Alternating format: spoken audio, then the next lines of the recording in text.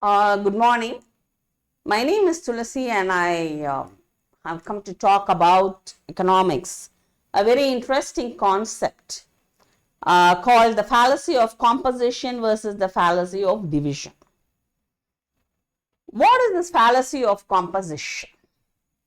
The assumption that parts or members of a whole will have the same properties as the whole. That is, when you talk about the small parts, the members will have the same parts and the whole will have the same thing as the parts. See, this house is made of bricks. A brick is light in weight, therefore this house is also light in weight. No, the houses will be heavy because it is a composed, it is an entire, all the bricks together will give a different weight. So, in human psychology, when you see these parts will not, the individual members, just because you understand the individual members, how they would behave as a group, no, they will not.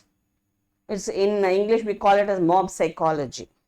A person who is very calm, composed, and who doesn't react very badly to things, when he gets into a group, will exhibit qualities or characteristic traits that he doesn't actually have. Because as a group, belonging to a group, he will behave in a different manner than how he would behave individually. This is called fallacy of composition. In other words, when you are taking economic factors, just because you understand the various factors that make up, together as a whole, all these factors, what will happen as an end will be a different thing in economics also. This is called fallacy of composition. Fallacy of division is slightly different from that.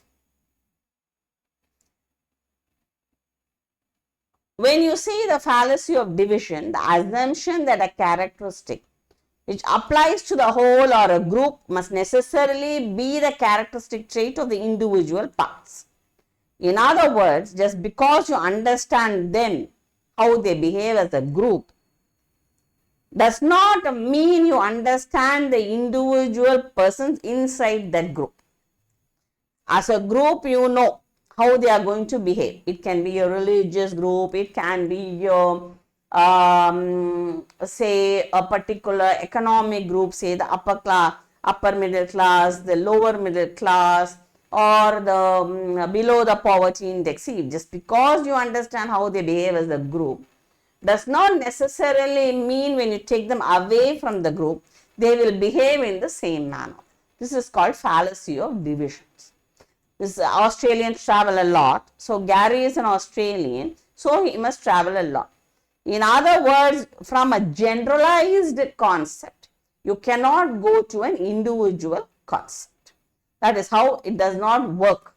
So there is something called a fallacy of composition versus the fallacy of division. In economics, it's very important because when you see put in a group of factors, say macroeconomic indicators, then you think as a whole this is how it will be. Or sometimes because as a whole it is like this, individually it is also like that. In many countries, they always think India is a very poor country. Are we? No, when you break it down, we do have our Ambanis, we do have our Birlas, we do have our upper middle class, we do have a super elite group. So this, when you understand as a whole, oh, India is the poor country, is the general fallacy we have. But when you see the individual breakdowns, there are rich people in India.